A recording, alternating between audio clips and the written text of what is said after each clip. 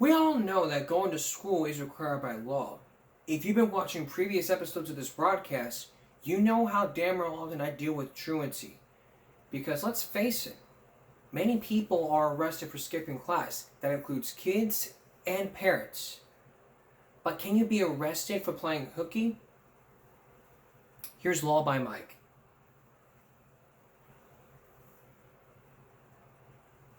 Skipping class? Is underage drink? Can you go to jail for skipping class? Yo, Teach, found this guy playing hooky. Get off me. Whatever. Thank you, officer. That happens again, mister, I'm having you sent to jail. What, for skipping class? Mike! Number one, skipping class is actually considered a status offense. Okay, and what does that mean? Maybe you know if you didn't cut class. What'd you say? Huh? Nothing. A status offense is an offense that can only be committed by a minor. See? Still a crime. Yes, but number two, a status offense is almost never followed by a criminal detention or an arrest. Exactly. Doesn't even matter. But it could lead to juvie. This little punk is always skipping class and getting into trouble. There's got to be something beefier I can threaten him with. There is.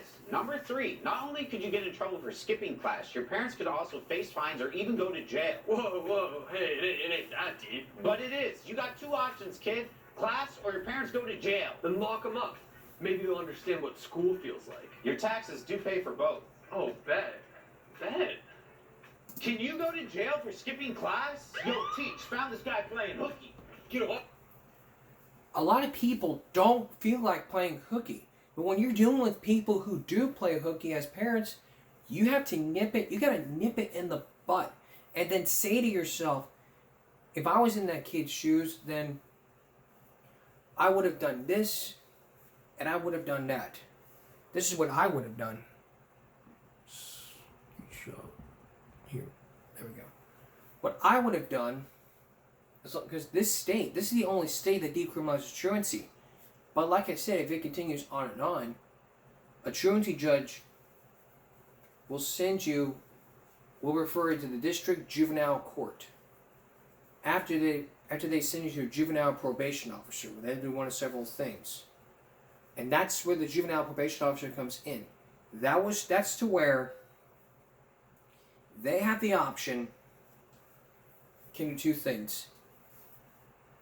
Put a court order in for you requiring you to follow the truancy court order, and for the copy of the truancy court order within 5 days. That's for the truancy court.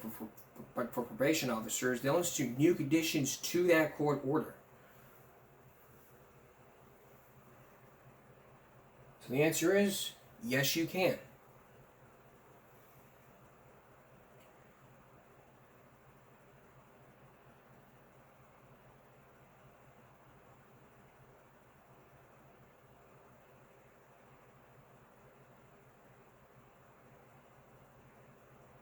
But here's a question. Here's another question for you. Can schools punish you for what you say on social media? We dealt with there are several Supreme Court cases where the courts have sided with schools based on the evidence. As long as it's not posted on school property. Here again is Law by Mike. What you say on social media? Can teachers punish you for what you say on social media? Billy, you have detention. Class just started. I didn't do anything. It's about what you posted last night on Instagram. Hey, yo, homework. It's ass. I hate learning. No cap. Detention. What? Mike, he can't do that. You're right. He can't. You heard what he said, though, right? You could bust him if he filmed it at school or even posted it during school hours. But I wasn't on campus when filming. Plus, I posted it way outside of school hours. And he used his own phone, and not a school device. But listen to what he said about school. He said he hates learning. While his language was profane, it was also a general opinion. He didn't harass or bully a student or school teacher directly. Yeah, I was just expressing an opinion. A profane opinion. Profanity may not be allowed in the classroom, but as long as it was posted off campus, not during school hours, and on a personal device, my boy here is in the clear. You know what? I was wrong. I like learning. Really? Yeah, when Mike's teaching. I swear they get worse every year. Can teachers punish? Exactly. So if you post a video, so you make a video on campus, and you post a video on campus, the teacher can get you for that. That's why these kids never get caught. You see all these videos that are being posted on social media of these fights and people being bullied. And are they being punished? Not intentionally. Because nobody gets the message that you cannot be filming on school property. If you film on school property, they can get you.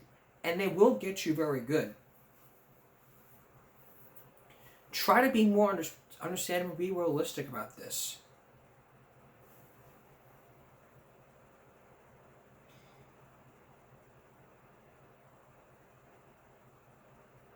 And here's the final question of the day.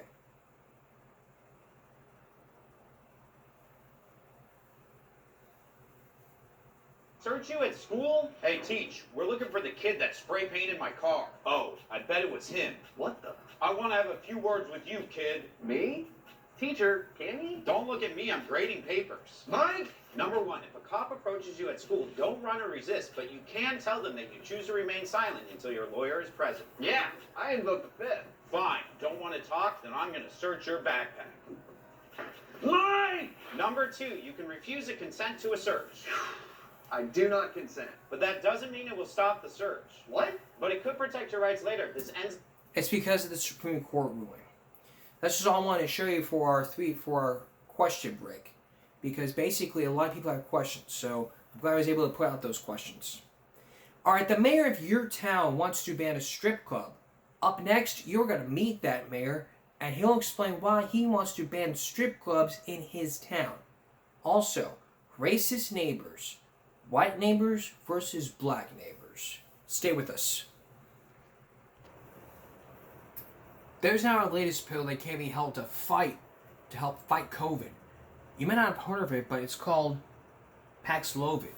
It does rhyme with COVID, yes.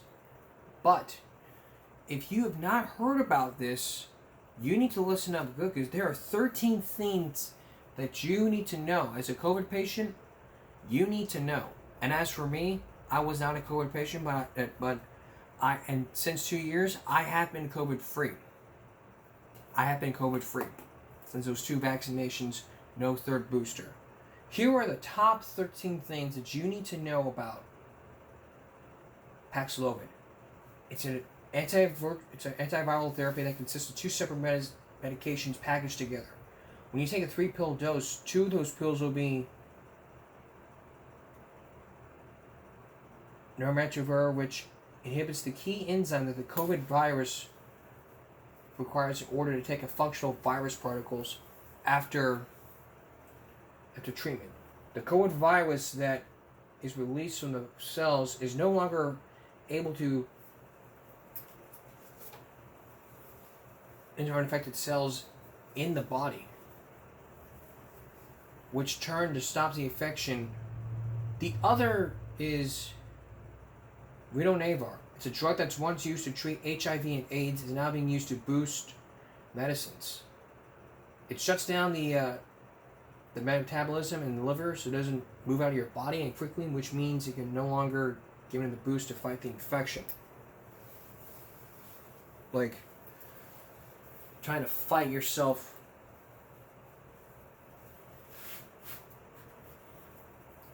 Tying a tie here.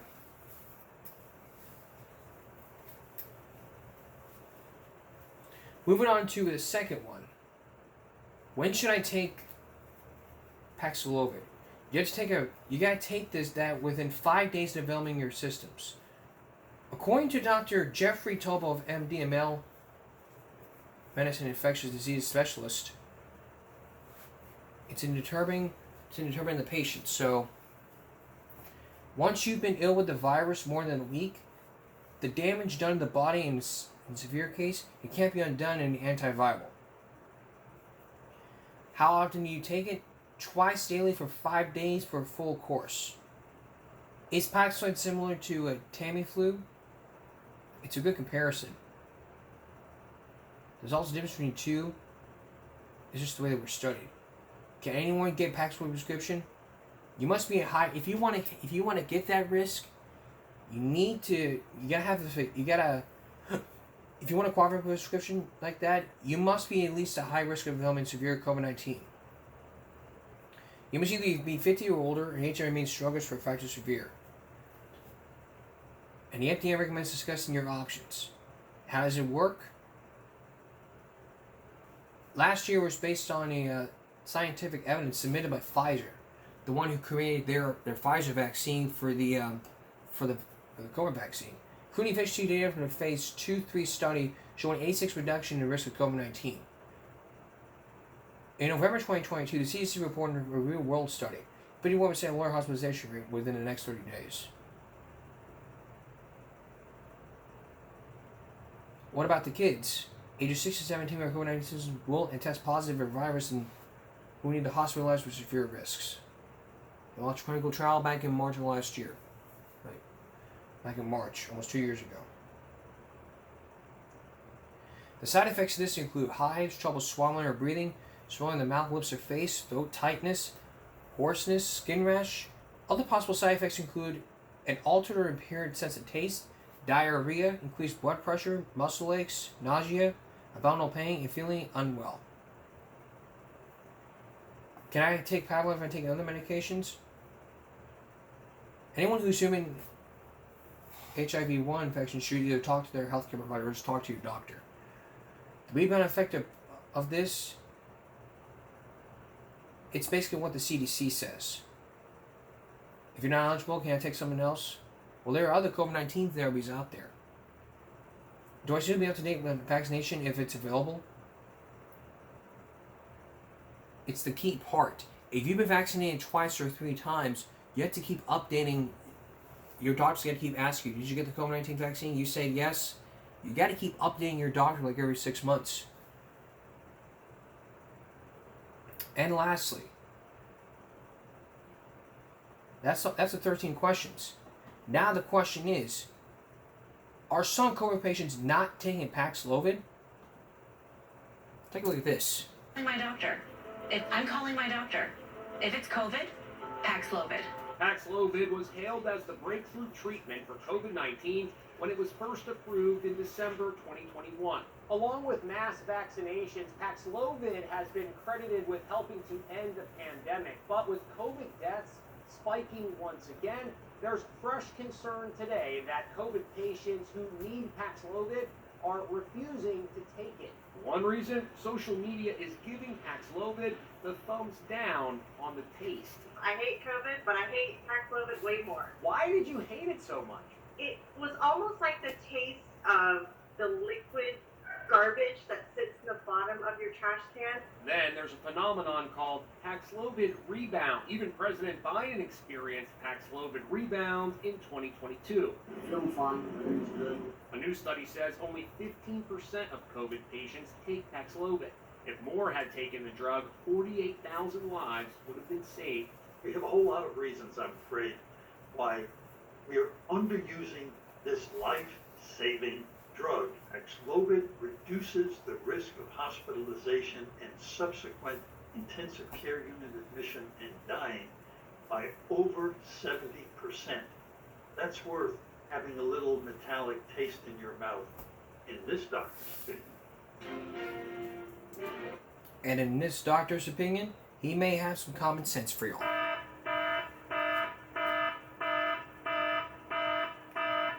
If you feel like you need to stop taking Paxlovid, you need to start talking to your doctor immediately. Start following the tips. Like I've always talked about, when we did COVID shows, I've always told y'all what y'all gotta start doing.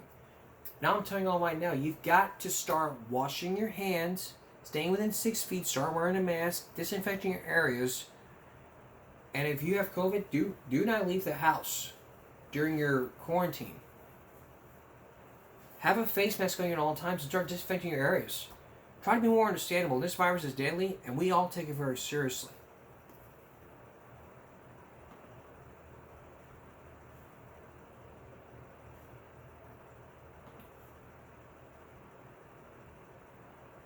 But not as serious as this next story, which you're about to see. Coming up, the mayor of your town wants to ban a strip club, but the owners of the strip club may say that's just outrageous. You will meet the mayor of that city, and you'll hear his proposal on why he wants to ban a strip club. Does that sound too good to be true for strip club owners or bar owners, stay with us. Here's a question for you. If you were running for office, what would be the first thing that you would do? If you were to impose a ban on strip clubs, it may be it. Years ago, the mayor of New York City had a ban on strip clubs. But when a mayor tried to do that in a small town, wait till you see the reactions that he got from his voters. Here's Josh Mankiewicz.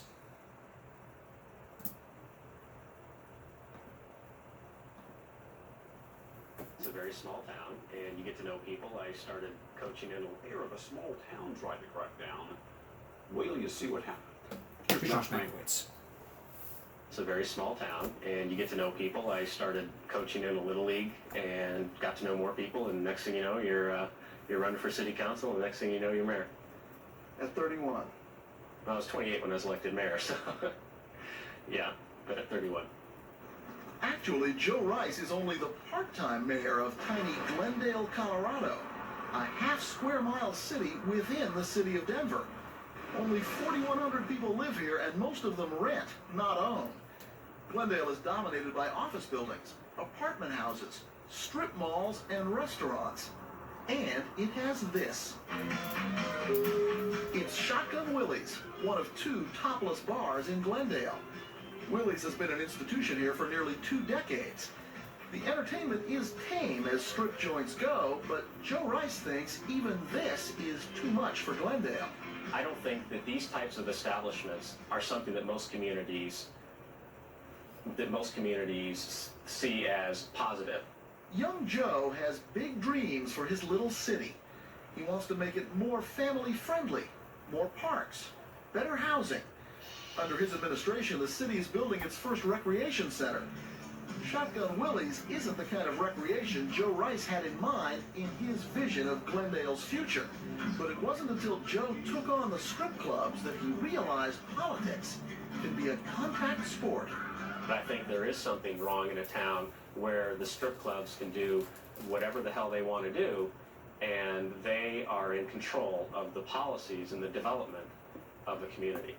Rice and the Glendale City Council threw down the gauntlet by proposing an ordinance to raise the minimum age for strippers from 18 to 21, and to establish a 6-foot buffer zone between dancers and patrons.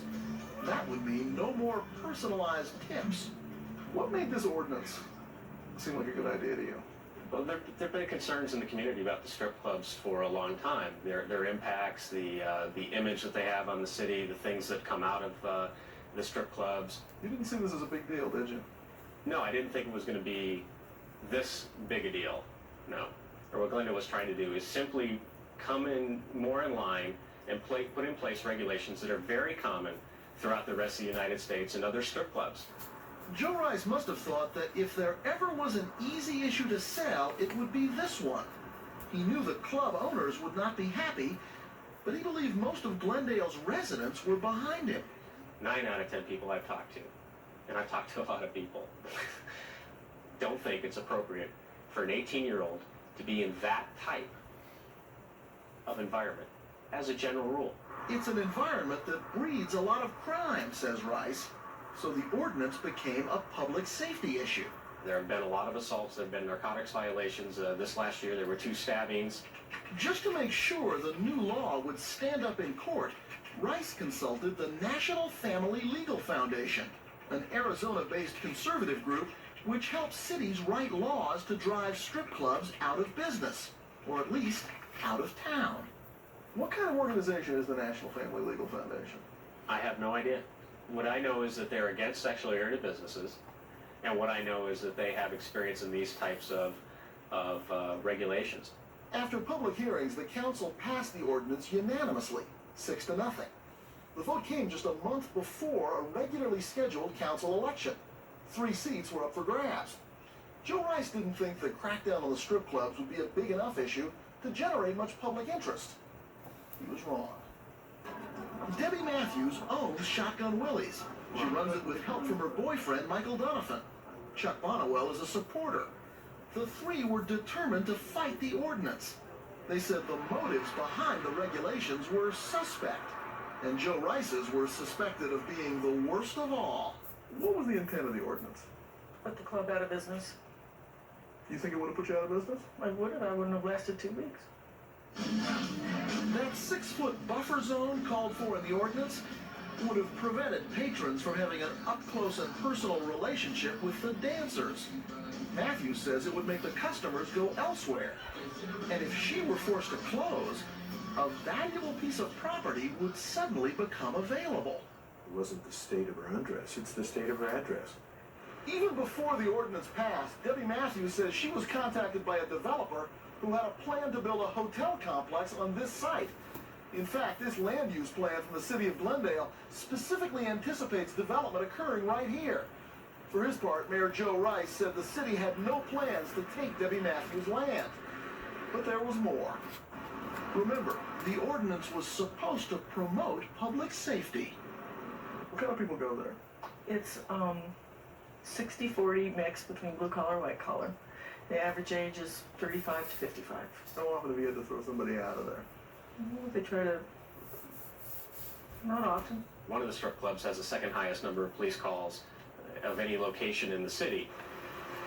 That's true, but when Rice's critics used police records to show that the Glendale cops made more calls to a local discount store than to the strip clubs, and when the police chief didn't speak out in favor of the ordinance, Joe Rice had a hard time selling his claims about crime and the clubs. How would changing the age of the dancers and making them stay 6 feet away from the customers, how's that going to change the number of police calls you get? Well, I don't know. It doesn't sound to me like you think, or you can prove, that any of these regulations would have changed the amount of crime there. Then why do it? There is documented evidence here and elsewhere that this industry has effects, one of which is crime. The evidence came in part from that Arizona group which helped Glendale write the ordinance. Debbie, Michael, and Chuck accused Rice of listening to outsiders and relying on advice that would homogenize Glendale into the rest of America. Because somebody had a problem in some manner in Detroit, Chicago, or Topeka, Kansas, doesn't mean that we need to adopt an ordinance. Finally, they accused Joe Rice and the council of attempting to deny citizens their rights, like the right to bear arms and most other body parts, too. Is taking your clothes off really what the Founding Fathers had in mind when they wrote the Constitution? I think the founders said freedom is important, that you can trust people. People will generally do the right thing. Armed with this rhetoric, they decided to hit Joe Rice where it hurts. Whose idea was it to actually try to fight this at the ballot box? All three of us. We started writing ideas down on napkins and actually came up with the name that way. The name they chose was the Glendale Tea Party, and their intention was to launch nothing short of a revolution against Joe Rice and the city council. First, they put up their own slate of candidates: a landscape designer, a nurse, and a print shop owner for the 3 open council seats. They printed posters, handed out membership cards, held rallies. We want a democracy here, Glendale. We don't have it. They even produced a TV commercial. Less than 300 people voted in Glendale's last election. That's what the machine is counting on. People not voting. Join us. They sent the dancers into Glendale's neighborhoods in a huge get-out-the-vote effort. How many people did you go out and register? 400. Not bad when you consider that Glendale only had 1,200 registered voters at the time. One of the volunteers was Etwanda Johnson, a dancer at Willie's, who's a single mother of 2. She told anyone who would listen that the council had to be reined in. We let them know that we're not going to just back down and let them run us. You know, we have a life too, and we have a voice, and we're going to use it. The voice of Free Glendale! And the loudest voice for the Tea Party was Jay Marvin, a radio talk show host who accused Joe Rice of abuse of power. You were pretty tough on him. Yeah, I pounded him like crazy. What'd you say? Call him a Nazi. You think he's using this to further his career. You don't think he's telling the truth. Does that make him a Nazi? Makes him a Nazi when he acts like one. when he's running a morals brigade. Did you say that you'd rather see the girls be on welfare than be dancers? I asked the question, I said, are the effects of working in this type of environment worth the later consequences, and are there other ways, you know? And is it up to Mayor Joe Rice to tell that person how to run their life? Absolutely not. And I don't think that that's what we were trying to do. Well, that sounds like you were trying to get girls out of that life. Do I think that teenagers belong in that type of environment? No, I don't. On election day, Joe Rice was no match for the Tea Party's army. With a turnout 60% higher than the previous record, the 3 Tea Party candidates were swept into office. It didn't take long for the new council to get down to business. The motion is passed. The strip club ordinance was repealed, just 36 days after it passed and 2 months before it could take effect. But the upheaval in Glendale was just beginning. When a 4th member of the council resigned in disgust over the election, the Tea Party solidified their majority. In less than 2 months, they had taught Joe Rice a bitter lesson that an easy issue doesn't guarantee an easy victory. Public policy debates quickly become personal. Your opponent tries to define you before you define them. Isn't that politics today? Maybe that is politics, but I would like to think that reality counts for something, that truth counts for something. And you lost. And I'm still not going to play that way. This young mayor thought he was on the side of the angels. Do something popular and voters might pay attention to city government. Unfortunately for Joe Rice, they did. He didn't realize what public opinion would be, that they saw it and they realized that it wasn't a strip club issue, that it was a deeper, more widespread issue. It's an issue of being an American. People are tired of having others tell them what to do with their lives. They're tired of being pushed around. People are starting to understand on the local level their vote really counts. Mayor Rice fears the Tea Party's next move may be a recall petition against him. Party officials insist they have no such plans. And they might have no such plans. We don't know what happened now. We don't know what happened in the owner shotgun rulers or what happened to the place. But if you feel like your mayor wants to stink in, get rid of those strip clubs, organize a tea party, and maybe then you could run for office and be on this show.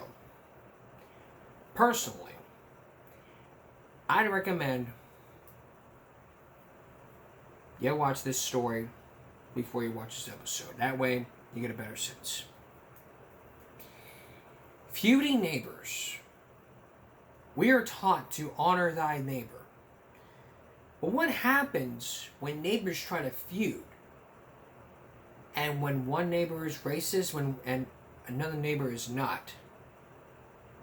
Next, you are going to meet 2 sets of neighbors in a bitter war. A racist war. Not just a racist war, a neighbor racist. And for the first time ever, one of the neighbors is speaking out, telling his side of the story. The white neighbor and the black neighbor. Stay with us. One of the Bible lessons that we all have to learn is to honor and love thy neighbor. Basically, it means to treat other people like we want to be treated ourselves. It means that you wish your neighbor and that you only hope that good things happen to them. Just like you would like to see happen for yourself or for your loved ones. Thou shalt love the Lord thy God with all thy heart, and with all thy soul, and with all thy mind. This is the first and great commandment. Thou shalt love thy neighbor and thyself. Matthew 22:37-39. Here's a question for you. Do you think your home is your castle? What if you were feuding with your neighbors and it turned into a racial issue? Tonight, you're going to be hearing two sides of the story from 2 neighbors, one white and one black. Were there any racial tensions? And were there any racial tensions? And was this family racist? And for the first time ever, one of the neighbors is speaking now, telling his side of the story about what happened. So, is their home really a castle?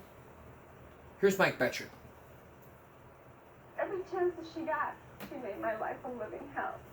Her and the entire family, they were constantly on me like vultures. They just wouldn't leave me alone. I want to hang her. I want to hang her because she's a damn liar, and so is he. They say a good fence makes for a good neighbor, but there wasn't a fence high enough to end one particularly nasty feud in a usually quiet northwest side Chicago neighborhood. Actually, the word feud doesn't adequately describe what became a neighborhood war.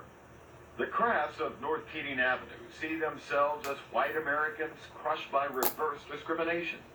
The family believes the system is stacked against them. My dad's going blind. My mom's got heart trouble. We were set up. We didn't do none of these things that the Ramoses are saying we did. These people are the worst that I have ever encountered. When it comes in terms of race, in terms of the harassment, in terms of everything imaginable, I honestly believe some of them belong in jail. North Keating Avenue sits right in the heart of Chicago's bungalow belt. Nice, tidy homes with clean, well-kept yards. That's why the Crafts moved here 19 years ago, and what caught the Ramoses' eye 9 years ago. And just like in any other American neighborhood, neighbors argue. It's normal. So why then did a dispute between the Crafts in 2213 and the Ramoses in 2215 become a federal case? It can't simply be that people live so close together here. All the bungalows in this ethnically and racially mixed part of town are separated by small alleys the locals call gangways. So maybe it's best to begin at the beginning. The Crafts. Kathy Kraft said it all began this way. The husband asked me to go out, and she threw all these false charges on me. Did you go out with him? No. And you really think this stems from that? Correct. Next door, they remember it differently. They say the trouble began 2 days after they moved into their new home. The front door bell rang, and it was a blonde woman. I opened the door and I invited her in. She said that her name was Kathy Kraft, and she said that she didn't have to come in. What she had to say to me, she could tell me outside. And she told me that she had told Mr. and Mrs. Patrick that lived here before us not to sell to sticks or niggers. That's got to be a real shock. Oh, it was like getting whacked in the head with a bat. Here's reality. Now, Kathy Kraft says that the reason you have a problem with her is that you had a thing for Kathy Kraft. In terms of me asking her out, it has never taken place. Absolutely not true. Positively not true. It was racial from day one, and it never let up. It was a constant harassment. In all of the United States, it may have been the worst case of neighbor against neighbor. There are stacks of police reports, dozens of court proceedings. The Ramoses filed a 32-page itemized complaint alleging intimidation, assault, criminal trespass, damage to property, and hate crimes. In their first television interview, Bo and Minerva Ramos talked about their life on North Keating Avenue. Anytime they had an opportunity to either attack my wife or myself, they took advantage of it. We were like vultures. Do you recall all the names you recall? The gamut. Nigger, spick, pork chop, jungle bunny. What did they call you? Normally just big whore. All the time. And Bo Ramos says the harassment followed him to work. Even though Bo Ramos is a police officer assigned to the City Hall detail. Hey, you're a Chicago cop. I mean, weren't they afraid of that? Do I think that they had any fear for me? No. If anything, they used it to their advantage because they knew how to manipulate the system, how to get at me. The Crafts complained to the Chicago Police Department 12 times, accusing Officer Ramos of, among other things, threatening Kathleen Kraft with bodily harm, ruling unfounded. Harassing Kathy Kraft, ruling unfounded. Ordering his wife to hit Kathy Kraft, ruling not sustained.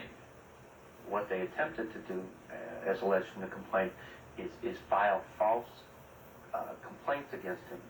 Darren Watts works for a prominent Chicago law firm that took the Ramos case free of charge. They were trying to get at him through his employment, in addition to him, get at him through his home and his sanctuary, if you will. Ramos says there was at least one advantage to wearing a badge. Mr. Kraft tells me if it wasn't because you're a Chicago police officer, we'd have no problem getting somebody to burn your home, basically, is what they said. Then there was the sign that appeared one winter day in the gangway between the two houses. She puts a sign down on their property. Do not throw snow on my property. And in parentheses, nigger. The Crafts admit making the sign, but say the Ramoses added the racial slur to strengthen their claims of harassment. Well, we had a sign made because he was throwing snow on our property. Now, all of a sudden, the word nigger appeared underneath it. If you look at the photos, it was in two different inks, two distinctly different handwritings.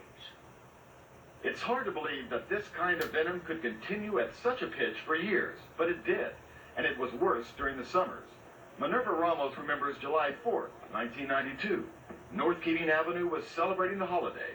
Minerva and 62-year-old Marie Kraft supplied the fireworks. We're both walking in the gangway, and she comes and smacks me right in the head with a flashlight. And I reacted. I hit her back. Didn't you ever look at him and say, honey, I think we've been a little bit too patient? I told him, I says, Bo, I want to leave. I don't care what it takes. Let's just get out of here before something happens to us. And something did happen when Bo Ramos met up with the Kraft's son-in-law, George Willard. Looks at me just like I'm looking at you right in the eyes right now, Mike, and says, hey, Spick. When I walk over, I tell him, what is your problem? With that, he swings with his right hand, and I block it with this. And then he swings with his left hand, and it slides right over my arm and catches me in the neck. Well, with the second swing, I was already cocked back, and I just let him have one right in the eye. Another charge filed by the Krafts against Officer Ramos. Assault this time. Ruling not sustained. George Willard was arrested for assault. His case is pending. And just when the Ramoses thought it couldn't get any worse, they say they got a collect phone call from an inmate in this Cook County jail. And he says that he was a cellmate of one of the Kraft members. That through their association, another of the Kraft members had solicited him to come out and put a hit, as he put it, on us. The prisoner was one Johnny Rivera. John Kraft Jr. was indeed in Cook County Jail at the time on an auto theft charge. Did you ever know a Johnny Rivera? I met him in Cook County Jail. At the time, I was locked up, and when I was called in the house here, my family was telling me what was going on with the neighbor next door. And I was talking about it, and he told me that if you want to do something about it, I can take care of it. And you never went to him? I never went to him, and I told him, I says, no, I don't want, nothing done about it. The charges flew constantly. The Ramoses say it was all-out war, and caught in the crossfire were their children, Ivan, Michael, and Mindy. The only things that were said to me were racial slurs, by calling me a spick and a whore. Right now, I'm not living at home. And the reason I left was because of what was going on. What happened to you? A lot of stuff. Couldn't go outside without being called a little nigger and spick.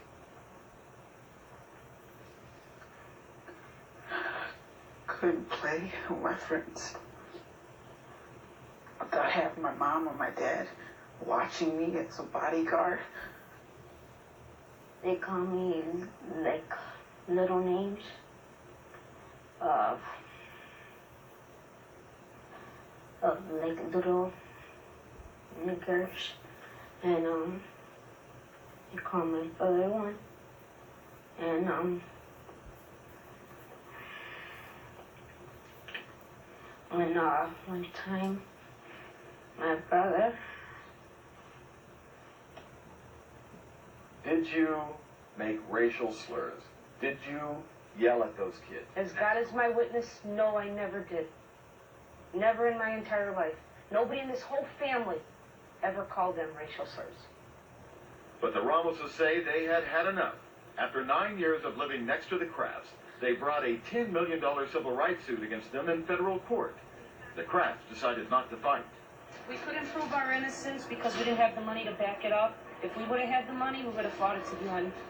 And in an unprecedented settlement before Judge Ann Williams, the Ramoses agreed to drop the lawsuit if the Crafts would sell their home and move out of 2213 North Keating. If the house didn't sell in 180 days, it would be auctioned by the court. I feel bad because I don't think we should move.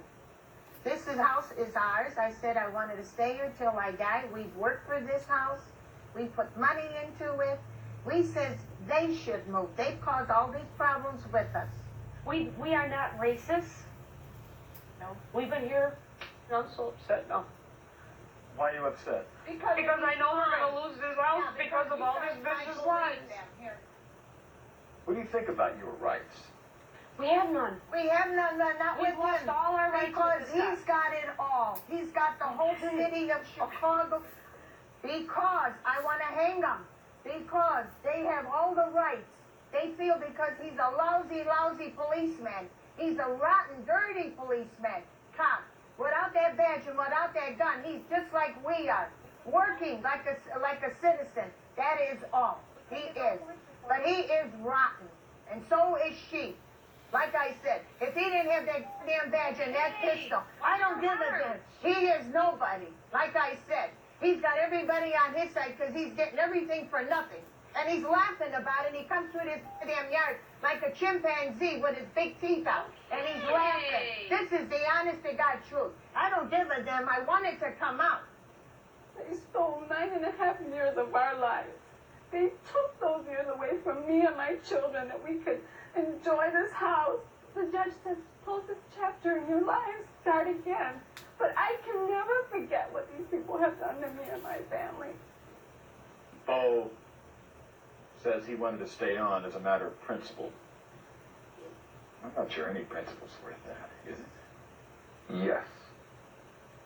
Yes, and I will tell you why. Because if somebody else, some other one of your viewers, find themselves in the same shoes that we were in, don't move. Fight it. If you're right, if you haven't done nothing, then don't flee. Fight it. The Kraft home on North Keating Avenue still is on the market, even though they've already lowered the price. The Krafts have no idea where they'll be moving after it is sold or auctioned. All right. You may feel my frustration during this story. Well, I'm going to put verbs in my sentences with some common sense. And when we come back, my anger will turn into frustration. And I will put verbs in my sentences because there's lots of racial... There's lots of racism allegations and false police reports. I can't even speak. We'll be right back. Alright, common sense alert.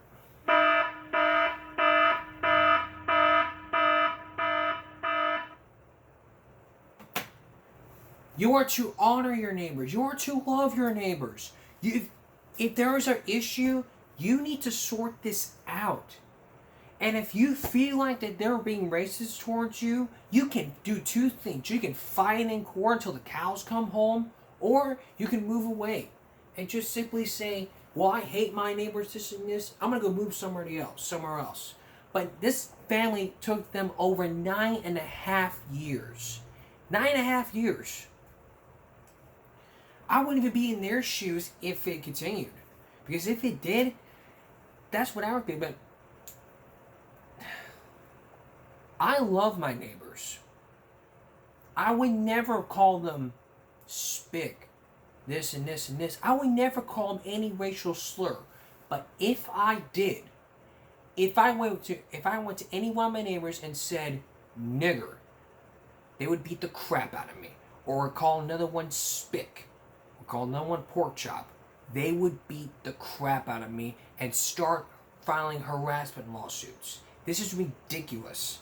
This is like kids, this is like children, adults acting like kids. I wouldn't behave like that. Even if I did behave like that, I'd be dragged in court for the past 9.5 years. Or what I would do, I would just simply go on their front doorstep, knock on the door, a bag of flowers or chocolate and say, hey, I'm very sorry I called you spick or the N-word or whatever. I want to put this behind us. I don't want to get hit with a civil rights lawsuit, this and this and this. I am not racist. So who do I believe? I believe the victims. I believe the family, the victims. And they say, well, we're not, and the other neighbors are saying, well, we're not racist. They're racist. They had the parentheses, they had nigger in the parentheses. The word nigger. And even if that were to happen, that's racist. Even if so. Even the little kids get involved in them calling the N-word or spick. That's racist. Let's keep racism out of this. You know what? Let's end race. Let's end racism. Let's end this neighborhood racism. For crying out loud. And I want to apologize for me saying racial slurs. I'm very sorry for saying racial slurs. I'm very sorry. I am not a racist. I would never say those words. If I did, I would learn a lesson. That N-word is their word, and no white person should have a right to use it. Ever. Ever, ever, ever. I am not a racist. I never was a racist. I never will be a racist. I will never join the Ku Klux Klan. I will never support Hitler. I love my country, and I love my country. I love this state. I love my neighbors. I love my parents, my friends, my co-workers. I love everybody in this state and in this community. Half my friends are African American and Mexican. I would never call them racial slurs.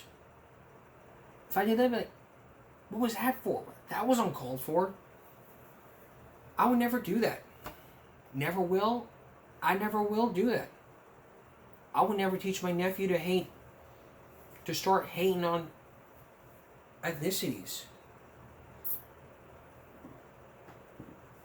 There's lots of people out there who would say to teach you to lots of parents out there would say, I will teach my kids to hate the evil. I mean, they think like God would come back one day and tell them, I never taught you to hate. God is love. God loves everybody. He loves you. He loves me. He loves everybody in this country. God made us, whether we're white, whether we're black, Asian, Mexican, any ethnicity. We are one. The flowers of one garden. I'm going to pull up something here. I would play an audio song for this, but I'm going to get copyrighted. There is a song that I love. I'm going to read you this song. Because it can help you.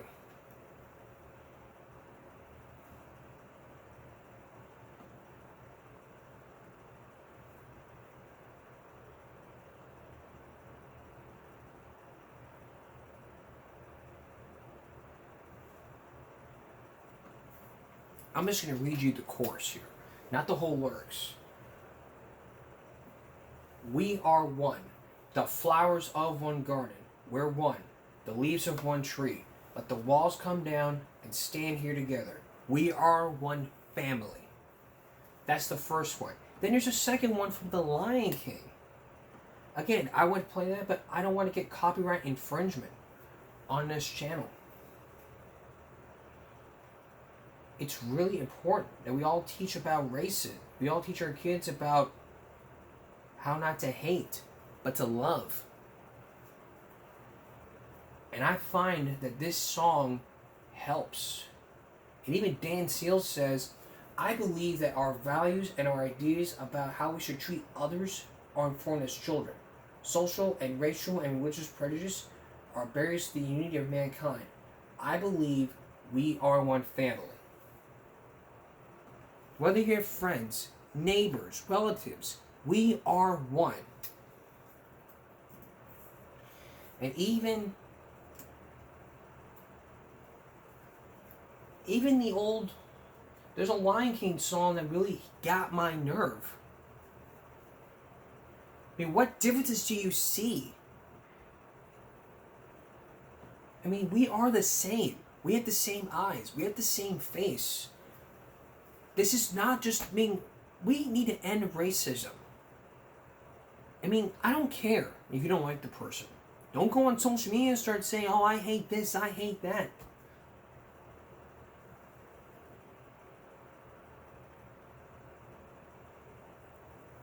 As you go, just like I say, as you go through life, you see there's so much that we don't understand. The only thing that we know, things don't always go the way we planned.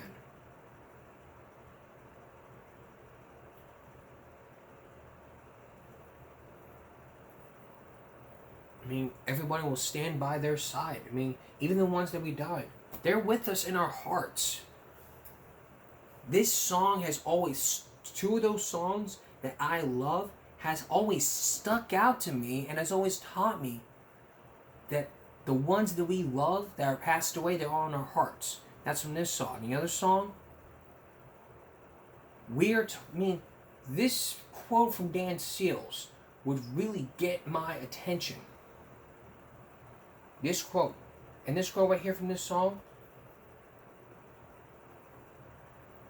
we should treat others like the way we want to be treated. Honor thy neighbor. And if there was another commandment, it would be to honor thy children. Like Martin Luther King said, I mean, in this I Have a Dream speech. Next week's going to be MLK Day.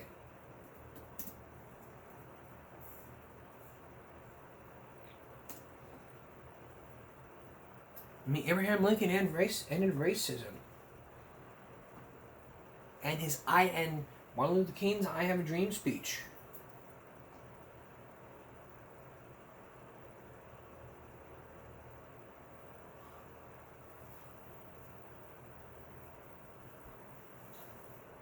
I mean, we are created equal.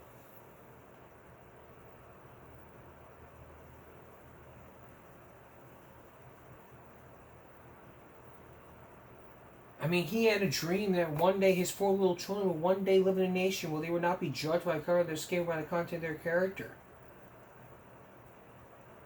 Racism needs to end. This is not 1969.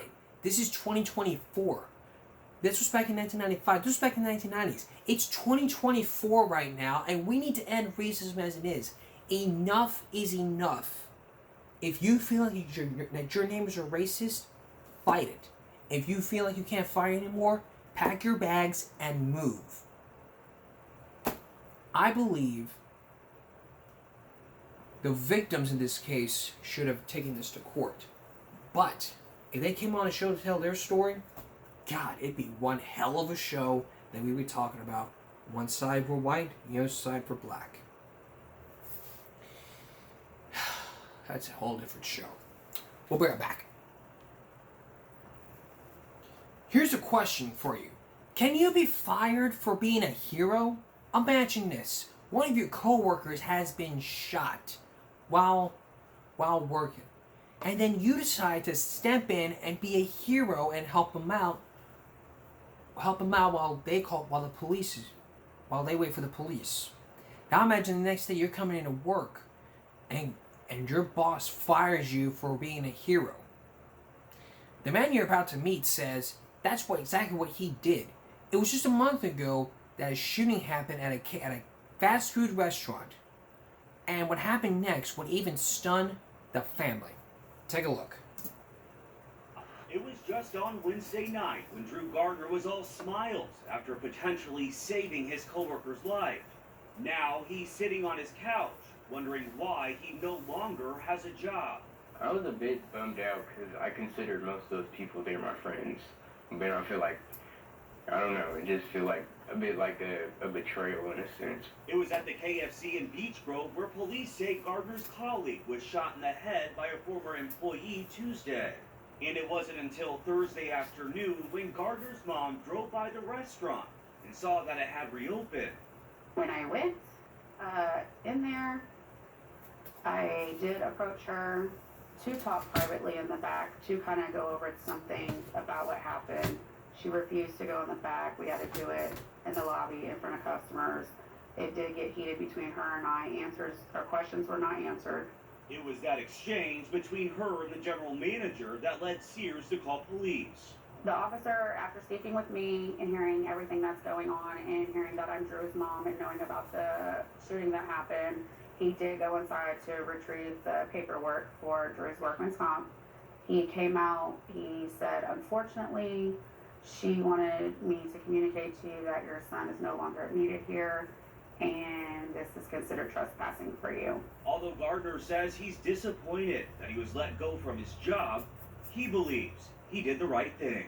Like, I feel like a life is worth more than a job. So I'd rather lose my job than have him die. And at this hour, the KFC remains closed, but for different reasons. An employee here tells me they've been shut down just 24 hours after reopening by the Marion County Health Department for sanitary reasons. They do expect to reopen on Monday.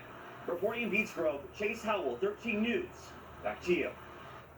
But this KFC here, they deny the allegation that he was fired because of his heroism.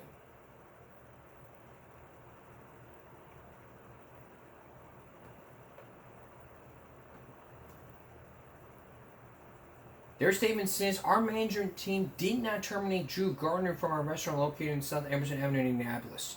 Our priority remains supporting all of our team members impacted by the tragedy of EYM Chicken of Indiana. Listen, you could be a hero for doing heroic deeds. Not just sitting there saying, what are you to do? What are we taught to do? Hey, if someone is shot, do not play a hero. Get back to your posts. Stay in your station. Do not be a hero. Be a hero. And if you want to be fired for it, go on media. That right there is a lawsuit. That statement could be evidence, and that evidence of the shooting can be evidence into a lawsuit that could happen if it were to go to court. And if it did go to court, who would win? Probably the victim.